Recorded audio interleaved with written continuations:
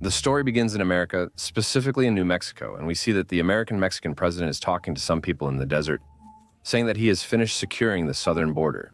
About 11 million robots lived illegally, but we removed them and built a wall to keep them out. Thank you to Tesla Company, which created robots about 10 years ago that perform human tasks honestly. After speeches end and people leave, the robots clean up. At the skating rink, Charles sees Emily with her friends and pretends to bump into her. Eventually, they start liking each other. Is the area really easy? Should I sit down or what? Should I sit on top of the mountain or what? Charles goes to work and sees people using robots. How? And if he is harsh with them, he gets thrown in the trash. He tries to keep up with the companions, but he focuses on his work, and it's not important for us to see how we make our living. After his work, he meets Emily, starts liking her, and she invites him to her apartment. He refuses, saying, "Tomorrow, God willing, I will come to you," and goes home. And we find out that Charles is a robot, but he is 2 or 3 years more advanced, and he is similar to the one who was deported from the country before. He looked like King Wafa and appeared to be a real human, and the king sees him watching the busy day of Choli and helping people. And he looks at Emily and Layla in his house, and he tells her, "Of course, Emily is my beloved just as she is yours," meaning we are both the same person. The king throws a stick at the tooth, Choles, to start a challenge game with Emily at his house. You have the robot wreck the house, then go to the device and ask God for forgiveness with her. Anyway, after about a minute, he's done. I don't know what he was going to do, maybe just say hi and leave. The important thing is that he just wants to leave. You ask, "When will I see you again?" since you might not get another chance. This segment is called I'm Live. He checks his schedule and sees it's booked for the next month. So, what's his schedule like? Charles goes on a date, gets a girl, pretends to be himself, and sleeps with her. God forgive us. This robot idea is amazing, and you don't have to send your kids, it just goes by itself. I mean, this actually happened once. The robot went and he didn't go. He just stayed at home. Maybe your house is messy. Saida Charles would go during skating hours to find a new target and repeat what he did with the other girl. Emily is with another girl named Helen, and he goes with her on a rather long date, and they spend a nice time together. And honestly, Helen keeps draining Charles's money, always asking him for something. And in the end, Helen tells him, "Tomorrow, my dear friend, come over to the house because you know what I mean." He's surprised since he was supposed to say it, but his boss goes instead the next day. What does that even mean? The guys are tough, so Charles Saida tells landlord Helen, who's ready for the weekend. Tomorrow may not be Saturday or Sunday, you know. The landlord doesn't realize he needs to switch shifts with Charles, so he'll have to work himself. Helen goes home and reveals she has a robot like Charles, modeled after herself. The robot wants to play on weekends with the guys, while the landlord focuses on getting money from them and targeting one. What kind of stupidity am I in? This is just crazy. So now they're the opposite of Charles, whose job is to take the women when the landlord is around. Bethany brings women for Charles to play Saturday or Sunday with. And tomorrow, Helen has a robot who brings men so she can play Saturday or Sunday with them. And he comes. Money for the original Eleni. And since you're the owner, he tells Eleni the robot to play with Charles on Saturday or Sunday in exchange. He tried to get him to buy you a Rolex since he's getting promoted and will have more money. But it's that pricey Rolex we'll never actually wear. From the balcony, he heads to work, aware of a post-work meeting tied to a promotion. He goes home and tells Charles to attend the meeting while he plans to play on the weekend. The situation is risky because getting caught would mean trouble due to its illegality. You have a robot, but he's slow and they want to play Saturday. I can't wait for the guys. I'm disappointed.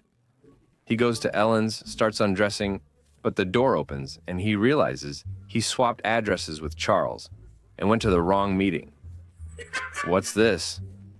Wait, just a second? I mean, I didn't mean it. I really didn't mean it. I was going to play Saturday with the boss.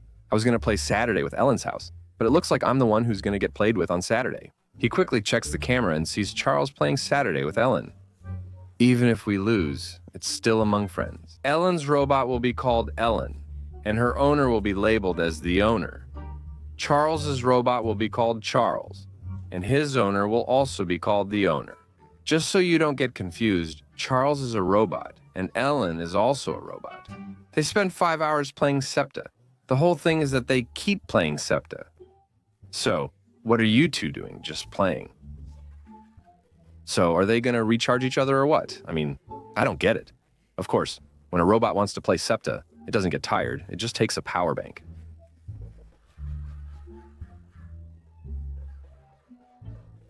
They play Septa, someone plays Septa with someone else, and they never finish. They go and recharge themselves. They go to recharge.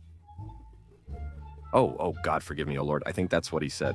No, not from your type, but he's separate, and you know that the owner has it, and I'm not the most important thing.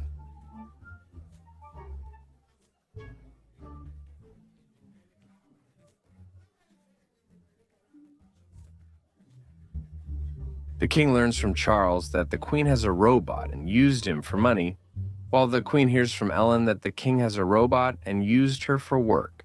Ultimately, neither did anything. Later, they learn Ellen and Charles plan to run away together.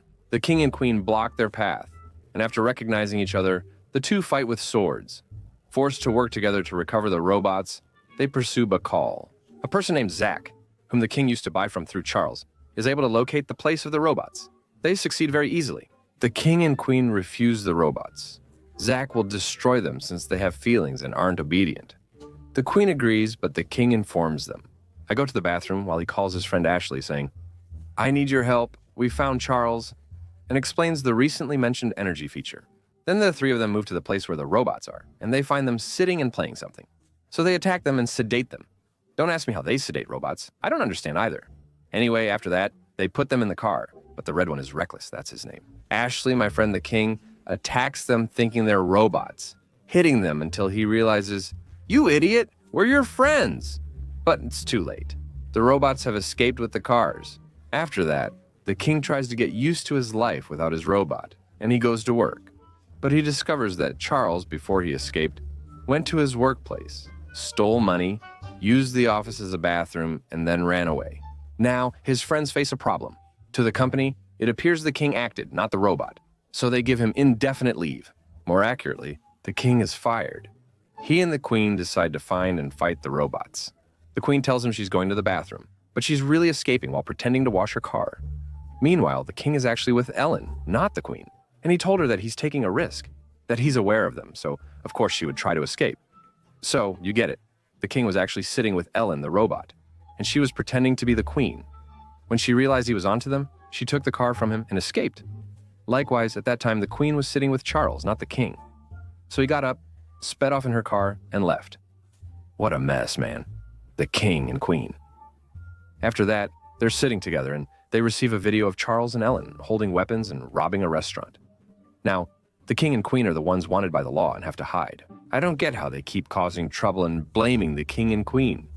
With their friends, they hide at the old door of the king's father, and then the king. He knows nothing about life since Charles did everything for him, including shaving. The queen insults him and does things herself, but they end up enjoying time together. I'm tired of the king-queen pregnancy and the campaign. The next day, they're hungry and go fishing, but things get out of hand, so the queen electrifies the water to catch fish. After they finish eating, they get in the car to continue, but a police officer stops them and asks to see their slowpoke. But it turns out they didn't do anything in the first place. And the video that was sent was fake, you know what I mean? And they made it like that just to trick them, because there's no one in the video. And the place was actually closed. And they also find out that the robots didn't escape or anything. They said that only to get the king and queen to search for them. The rest of the market lives as they want or pretends to be them. Later, they check Instagram and see Charles and Eileen are throwing a party at the king's father's house, like having one at your mom's. They go there and watch from afar. Charles and Eileen, the robots, are bringing Mazwa to get married. They disguise themselves as ordinary, fake-looking legal robots. Nothing special. So they go in to stop the wedding and knock them out again, not sure how. And then they take them and throw them in the lake to get rid of them, and that's it. These robots were built in the lake, causing a leak that messed up their switch-up. When Charles is thrown in, they find out robots can't drown, and Charles emerges easily. The king and queen escape with Elin, then throw Zacob in afterward. He had a crush on the queen, so he invented her copy, E3. The queen then asks him to bring E3, so they can trick Charles in a video call, pretending Elin was kidnapped.